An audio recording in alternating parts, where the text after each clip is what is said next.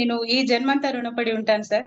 ఆ తర్వాత మీకు మీ గైడెన్స్ లో పనిచేస్తున్నాం, అది మా అదృష్టం సార్ నిజంగా కూడా. తర్వాత సంతోష్ గురుజీ, సుధీర్ సార్ వీళ్ళంతా వల్ల నేను నా లైఫ్ అంతా ఈ రోజు నవ్వుతున్నానంటే ఈ బైటోరియం నాకు ఇచ్చినటువంటి వరం అనుకుంటాను గురుజీ. అది ఎందుకోసం అని అంటే ఇంత ఎక్సైటింగ్ గా నేను చెప్పడానికి గల కారణం ఏంటంటే సార్, మా వారికి ఫస్ట్ టైం 2002లో స్ట్రోక్ వచ్చింది సార్. ఫస్ట్ టైం ఆ స్ట్రోక్ వచ్చినప్పుడు నాకు దగ్గర దగ్గర ₹1,00,000 ఖర్చు అయినాయి సార్. ఫిజియోథెరపీలు 3 సార్లు, మసాజ్లని అవని ఇవని అన్ని మెడిసిన్ ట్రీట్మెంట్ అంతా అంటే మన అలోపతి మెడిసిన్ కాకుండానే వాడాం మేము. అలా ఒక ₹1,00,000 ఒక 15 రోజులు అలా టైం పట్టింది సార్. లైట్ గా వచ్చింది అప్పుడు స్ట్రోక్, రికవర్ అయ్యారు. అప్పుడే డాక్టర్ గారు చెప్పారు, మేడం నెగ్లెక్ట్ చేయొద్దు, ఇది సైన్ మీకు పెరాలసిస్ రావడానికి, కాబట్టి చాలా జాగ్రత్తగా ఉండాలన్నారు. కానీ మా వారు రెవెన్యూ డిపార్ట్మెంట్ లో కలెక్టర్ ఆఫీస్ లో పనిచేస్తుంటారు కాబట్టి వాళ్ళకి వర్క్ లోడ్ చాలా ఉంటది, స్ట్రెస్ చాలా ఉంటది. వీళ్ళకి స్ట్రెస్ ఉండకూడదు కానీ తప్పదు ఉద్యోగరీత్యా. అయినా కూడా చేశారు. అలా డాక్టర్ గారు చెప్పినట్టే కరెక్ట్ గా 1 year కి మార్చి 20న వచ్చిందంటే ఫస్ట్ స్ట్రోక్, సెకండ్ స్ట్రోక్ మళ్ళీ అదే మార్చి 28న వచ్చేసింది సార్ రెండోసారి. ఈ రెండోసారి ఎలా వచ్చిందంటే మొత్తం బెల్స్ పాలసీ అన్నమాట. మూతి వంకర పోయింది, ఒక కన్నులా మూసుకుపోయింది, ఎడమ చెయ్యి, నోరు లేదు, నాలుగింత లావ్ అయిపోయింది సెకండ్ టైం. ఇది దాదాపు 48 hours దాకా మనిషిలో చలనం లేదు సార్. చలనం లేకుండా సరే మళ్ళీ హాస్పిటల్ జాయిన్ చేయడం, అప్పుడు వాళ్ళు బూస్టర్ డోస్ ఏదో ఇస్తారు. ఆ బూస్టర్ డోస్ తీసుకోవడం, దాని తర్వాత దాదాపుగా 5-6 లక్షలు ఖర్చు అయింది సార్ రెండోసారి. 5-6 లక్షలు ఖర్చు అయింది. ఓకే, నార్మల్ గా వచ్చారు, ఎందుకంటే గవర్నమెంట్ ఎంప్లాయ్ కాబట్టి తప్పదు అనే సర్వీస్ లో మళ్ళీ చెయ్యాలి, లేకపోతే చాలా లాస్ ఉంటది ఫైనాన్షియల్ గా. అందుకోసమని మళ్ళీ ఒక 6 నెలలు టైం తీసుకొని మళ్ళీ ఆయన జాయిన్ అయ్యారు. జాయిన్ అయిన తర్వాత మార్చ్, ఏప్రిల్, ఒక 1.5 year దాకా ఓకే సార్. చాలా ప్రికాషనరీగా ఆయన హెల్త్, ఫుడ్ అన్ని విషయాల్లో చాలా జాగ్రత్తలు తీసుకునే వాళ్ళం. అప్పటికి కొంచెం లైట్ గా వీక్ ఉండేది, అయినా కానీ ఓకే. ఈసారి ఏం జరిగిందంటే మొన్న సీఎం ఎలక్షన్స్ జరిగినాయి కదా sir, last time Revanth Reddy గారి ఎలక్షన్స్. ఆ టైంలో ఈయన కలెక్టర్ ఆఫీస్ లోనే చేసేవారు. అక్కడి నుంచి వేరే పరకాలని వేరే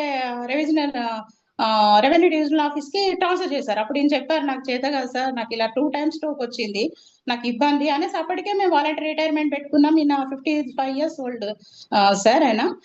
అయినా కానీ వాళ్ళు ఏంటంటే తప్పదు సార్, ఎలక్షన్ కమిషన్ ఆర్డర్స్ కదా, తప్పదు మీరు వెళ్లాల్సిందే అని అన్నారు. ఆయన భయానిక మరి ఏమైందో సార్, వెళ్ళిన వారం రోజులు కూడా కాలేదు ఆయనకి బస్ లోనే స్ట్రోక్ వచ్చింది. ఆయన కంప్లీట్ కదలలేని పరిస్థితి, ఇంటికి తీసుకొచ్చారు, పడుకున్నాను. నేనేమనుకోండి, అంతకుముందేమో ఇట్లా ఫిట్స్ లాగా చేయిలా తిరిగిపోయి నోరు వంకరపోయి నా ముందే జరిగింది కాబట్టి నేను చూసాను. ఈసారి ఏం జరిగింది బస్ లో నాకు ఏం తెలియదు. వచ్చారు, ఇంకా అంతే, చలనమే లేదు మనిషిలో. ఇంకా ఆ మినిట్ నేను అసలు భరించలేను సార్, అలాంటి ఘోరమైనటువంటి ఇన్సిడెంట్. అలా ఆయన చలనం లేకుండా చూసిన head of the family sir, నాకు పెళ్లి కావాల్సిన పాప ఉంది.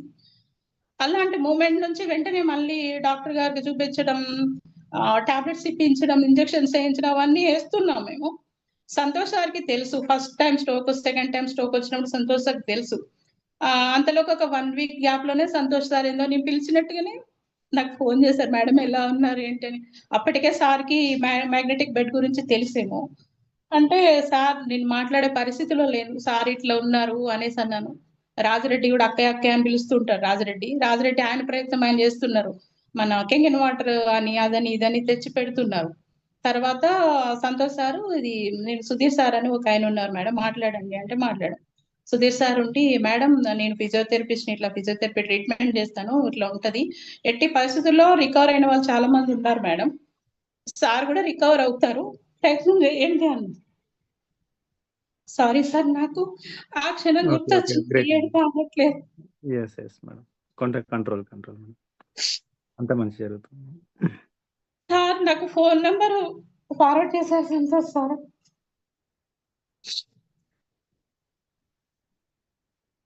సంతోష్ సార్, మన సుధీర్ సార్, మాది పార్లర్ బిజినెస్ సార్. పార్లర్కి వచ్చారు సార్. ఓకే నమస్తే సార్ అని రిసీవ్ చేసుకున్నాం సార్. మరి సార్ని చూస్తారా అని అంటే, పొజిషన్ ఎలా ఉందో చెప్పండి మేడం అని అంటే చెప్పాం సార్. సార్ వేళ్ళు కూడా ఇలా కలిపే పరిస్థితిలో లేరు ఓన్ గా. అప్పటికి 1 month అలా అయ్యింది సార్. 1.5 month అయ్యింది. డిసెంబర్ లో వచ్చారు సార్ మా దగ్గరికి. వేళ్ళు కూడా కదలలేని పరిస్థితిలో ఉన్నారు సార్. మేము ఇన్ని ట్రీట్మెంట్స్ చేసాం, ఇంత ఖర్చు పెట్టాం, ఇంత ఇది చేసాం, ఏంటి సార్ ఉట్టి బెడ్ తోని అయిపోతుంది అంటున్నారు అని అంటే, అవుతుంది మేడం, దాని యొక్క సీక్రెట్ ఇది, సైంటిఫిక్ రీజన్ ఇది.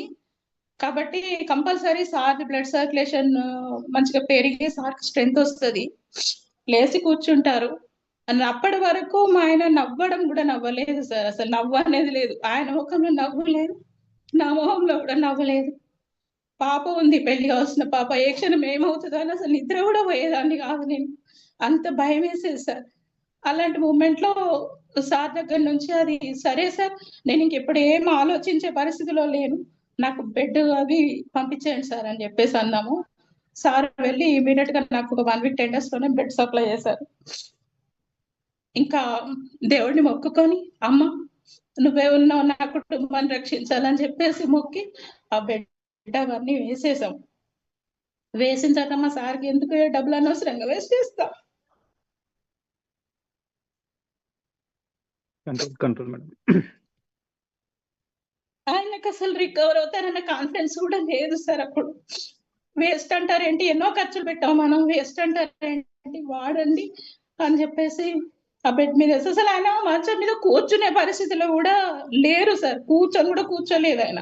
ఆ బెడ్ మీద అటు ఇటు తిప్పుతూ స్నానం కూడా చేయించేది కాదు, వేడి నీళ్ళతో బాడీ అంతా తూడ్చే వాళ్ళం.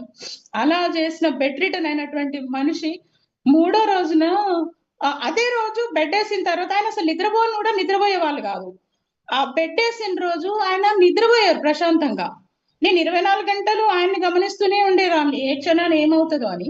అలాంటిది ఆయన పడుకున్నారు సార్, నేను చూస్తూనే ఉన్నా ఏ క్షణాలు ఏమవుతుందో అనేసి. ఏం లేదు, ప్రశాంతంగా పడుకున్నారు. మార్నింగ్ ఆయన ఫేస్ చూసేసరికి ఫ్రెష్ గా అనిపించింది. ఓకే, టీ అది తాగారు, ఓకే అనుకున్నా, అమ్మయ్య అనుకున్నా. 2వ రోజు సేమ్, చక్కగా పగలు కూడా పడుకున్నారు, నైట్ కూడా పడుకున్నారు. 3వ రోజు మాట్లాడారు సార్, ఇదేదో పని చేస్తున్నట్టుంది అని అంటే నేను కూడా నమ్మలేదు. ఏం పని చేస్తుంది, ఏం లేదు, వైబ్రేషన్ కాదు, హీట్ కాదు, ఏది కాదు. సర్లే అనుకున్నాం సార్. 3వ రోజున ఆయన కాలు కదిపారు, కుడి కాలు ఆయనకి ఎఫెక్ట్ అయింది.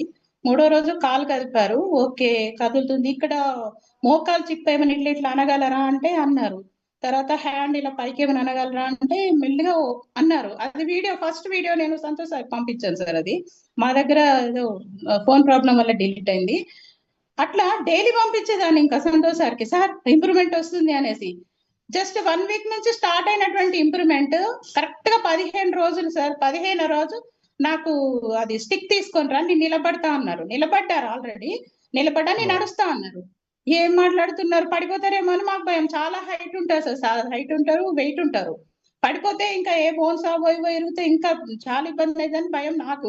అయినా కానీ నేను ఎక్కడ ఆయన ముందు అట్లా, ఆయన ముందు లేవు, సరే నిలబడదాం అనేసి హ్యాండ్ స్టిక్ తీసుకొచ్చాం, మళ్ళీ తీసుకొచ్చాం. మీరు నమ్మరు సార్, కరెక్ట్ 28వ రోజున నేను వీడియో తీశాను. ఆయన లేచి ఆ స్టిక్ పక్కన పడేసి నడిచారు, మామూలుగా మాట్లాడుతున్నారు. ఈ 3rd టైం స్ట్రోక్ వచ్చినప్పుడు ఏంటంటే ఆయనకి మెమరీ కూడా లాస్ అయింది సార్. ఆయనకి అన్ని పలానా వస్తువును టీ అని చెప్పడం, గ్లాస్ అని చెప్పడం కూడా ఆయన మర్చిపోయారు. అలాంటి మనిషి మెల్లిమెల్లిగా ఆయన మాలో పడ్డారనమాట. మామూలుగా మాట్లాడుతున్నారు అన్ని. నేను ఇంకా ఫస్ట్ అందరికి, మీ అందరికి, అమ్మ Venkatrao sir, Sudheer sir, Santosh sir, Sagar చూసి సార్, ఈ బయట గ్రేట్ అనేసి మొక్కుకున్నాను సార్. మీకు అది రీచ్ అయ్యే ఉంటది. ఆ బ్లెస్సింగ్ తోనే ఇప్పుడు మీకు ఇంత రిజల్ట్ వచ్చింది, వస్తుంది కూడా సార్. ఎందుకంటే ఇంతమంది ఆడవాళ్ళం, కుటుంబాలు ఏడుస్తున్నాం సార్. ఏడుస్తున్న వాళ్ళకు మీరు నవ్వుని గిఫ్ట్ ఇచ్చారు. నా కూతురు ఉంది, మాకు జీవితాన్ని ఇచ్చారు. Thank you sir, thank you so much. ఇలా జరిగింది. ఈ రోజు ఫ్రెష్ వీడియో మీకు నేను పెట్టాను సార్, నాకు ఇది షేర్ చేయరాలేదు. నాకు ఫ్రెష్ వీడియో మీకు పెట్టాను. ఆయన ఏం చేస్తున్నారంటే కూరగాయలు తీసుకురావడానికి వెళ్తున్నారు సార్. అంత గ్రేట్, అంత great. Thank you sir, thank you so much, thank you. నా జన్మంతా నేను, మా పాప, మా వారు అందరం రుణపడి ఉంటాం. అందుకోసం ఇమీడియట్ గా నేను స్టాక్ పాయింట్ ప్లాన్ చేస్తున్నాను సార్. ఎందుకంటే చాలా మందికి మేము చెప్తున్నాం, అమ్మ ఎక్కడి నుంచి వస్తుంది అది, మరి ఎక్కడుందా షాప్ అని అడిగారు. ఇది ముంబై నుంచి వస్తాయి సార్ అని అంటే, అబ్బా ముంబైయా, సర్లేండి ఆలోచిద్దామన్నారు. అమ్మో అట్లా కాదు, కిట్స్ నా దగ్గర అవైలబుల్ ఉంటే వీళ్ళకి ఇమీడియట్ గా ఇచ్చేయచ్చు అన్న ఉద్దేశంతో నిన్ను చిన్న మినీ పికప్ పాయింట్ అనే పాప పేరున రిజిస్టర్ చేస్తాం సార్. మా పాప కూడా మంచి భవిష్యత్తు ఉంటది అన్న ఆలోచన, ఉంటది అన్న నమ్మకం. పాపకి ఇప్పుడు జస్ట్ 19 years. కానీ ఇంకా ఆమె ఈ ఏజ్ లో అందులో మీ కంపెనీలో మీ కింద ఆమె జాయిన్ అయింది. మీ అందరి బ్లెస్సింగ్స్, కంపెనీ ప్రొడక్ట్ లో ఉన్నటువంటి దమ్ము, మీ ఇన్కమ్, ఇవన్నీ నేను మా పాపకు గ్రూప్ 1 జాబ్ వచ్చిన ఎంత సంతోషించేదాన్ని కాదు, కానీ మన కంపెనీ డెవలప్మెంట్ అనేది నేను చూశాను. మన కంపెనీ ఎలాంటి ఐటమ్స్ ప్రమోట్ చేస్తున్నారనే నేను చూశాను. మా పాపకు గొప్ప భవిష్యత్తు ఉంటుంది, మా ఫ్యామిలీ హ్యాపీగా ఉంటుంది ఈ రోజు ఈ బయట దయ వల్ల అని చాలా సంతోషపడుతున్నాను సార్. మీ అందరికీ కూడా heartful thank you so much sir. Thank you. Great madam. ఇప్పుడు కూరగాయలకి అది వెళ్ళి బయట హ్యాపీగా తిరుగుతున్నారా మేడం? వెళ్ళారు సార్, ఉన్నారా? వెళ్తున్నా. ఇప్పుడు ప్రజెంట్ ఏమైనా ఉన్నారా? మాట్లాడిపిస్తారా? ఫ్రెష్ వీడియోనే మీకు పెట్టేసాను. బయటకు వెళ్తున్నారు, బయటకు వెళ్తుంటే అవునా? వీడియో తీసి మీకు పెట్టా. నాకు షేర్ చేయడం రాలేదు. ఆ వీడియో నెక్స్ట్ టైం నేను తనతో మాట్లాడిస్తాను సార్. అంటే ఓకే, సండే కదా సార్, తప్పకుండా. సండే